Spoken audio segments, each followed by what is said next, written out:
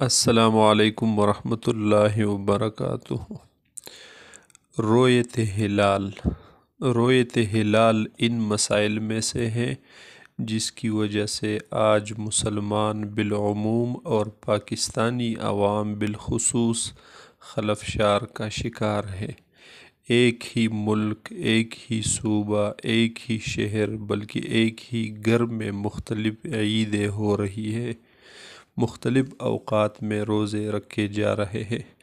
تنقید، بدگمانی، غیبت اور ایک دوسرے کو غلط ثابت کرنے کا بازار گرم ہے۔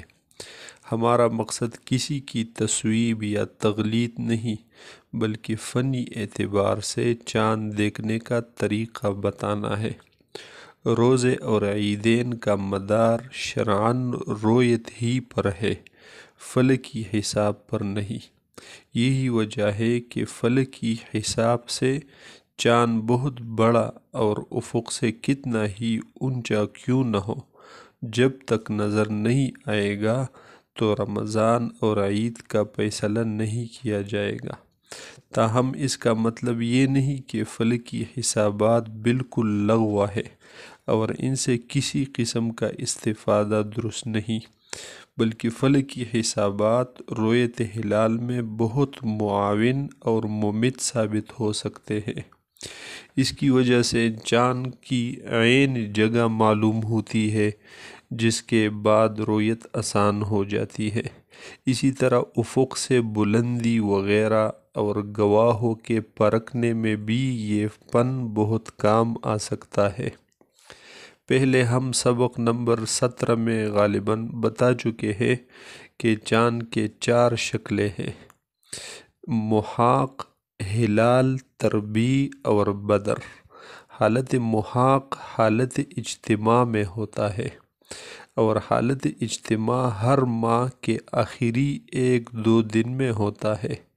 حالت محاق یعنی حالت اجتماع میں چاند کا تاریک نصف حصہ ہماری طرف ہوتا ہے اور اس کا روشن نصف حصہ ہمارے بالمقابل دوسری جانب ہوتا ہے۔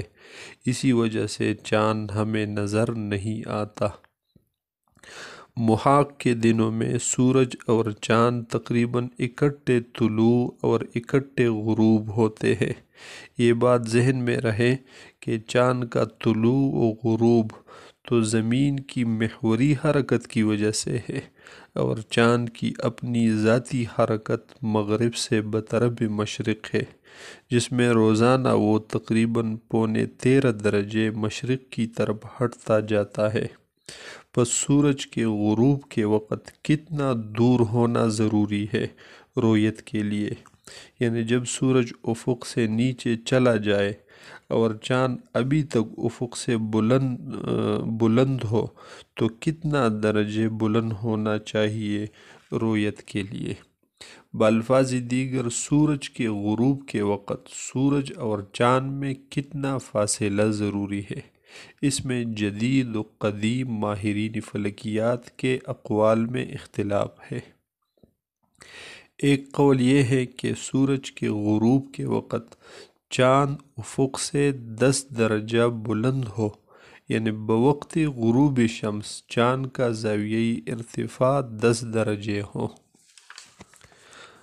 دوسرا قول یہ ہے کہ بوقت غروب شمس چاند کا زاویہ ارتفاع 8 درجے ہونا ضروری ہے۔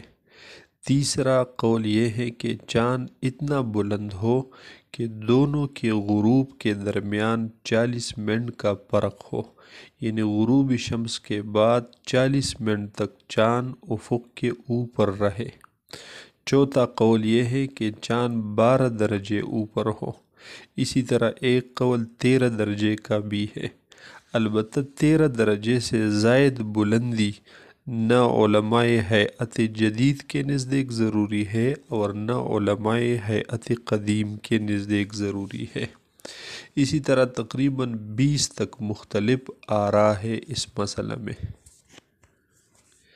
چاند کے بارے میں ماہرین فلکیات کے پاس کچھ معلومات تو ایسی ہے جن کو قطعی کہا جا سکتا ہے اور کچھ معلومات ظنی ہے جیسا کہ چاند کے طلوع، غروب اور افق پر ہونے یا نہ ہونے کے بارے میں دی گئی معلومات بالکل قطعی ہے، البتہ کتنی عمر اور کتنی دوری پر وہ نظر آئے گا یہ باتیں ظنی اور تخمینی ہے، جیسا کہ اوقات صلاۃ کے بارے میں بھی بعض معلومات قطعی اور بعض ظنی ہے۔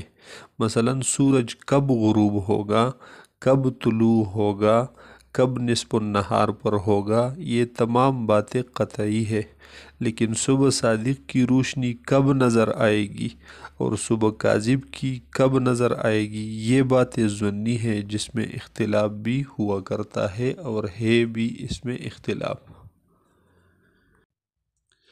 آج کل جب کہ سائنس کی ترقی آسمان کی بلندیوں کو چھونے کے در پہ ہے اور ہم اس پر بھروسہ کرتے ہوئے سورج کے طلوع، غروب، زوال، فجر صادق، کاذب کا تعین کر کے اس پر اسلام کی اہم عبادت نماز کا دار و مدار رکھتے ہیں اور ان اوقات کے لیے مختلف کلیات بنا رکھے ہیں، لیکن چاند کے بارے میں فلکیات کے تمام ماہرین اور علماء کرام اس بات پر متفق ہے کہ ایسا کوئی کلیہ یا کوئی ضابطہ و قانون نہیں جس کے ذریعے ہم یقینی طور پر چاند کے نظر آنے یا نہ آنے کا فیصلہ صادر کریں کہ چاند یقینی طور پر کس وقت نظر آئے گا، کس وقت نہیں آئے گا۔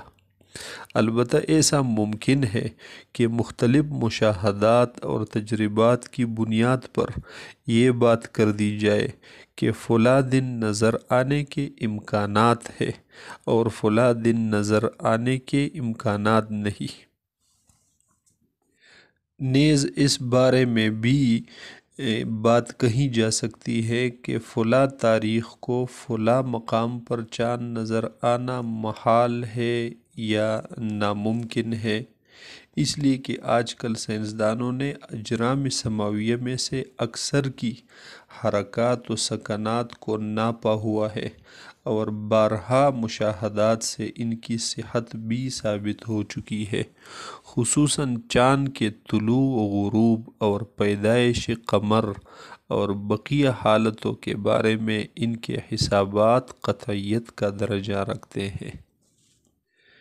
جن چیزوں کا مختلف ماہرین رؤیت میں اعتبار کرتے ہیں وہ یہ ہے: number 1 lag time, number 2 elongation, number 3 altitude, number 4 relative azimuth اور number 5 phase of moon, number 6 age of moon اور نمبر 7 ویدھ آف مون۔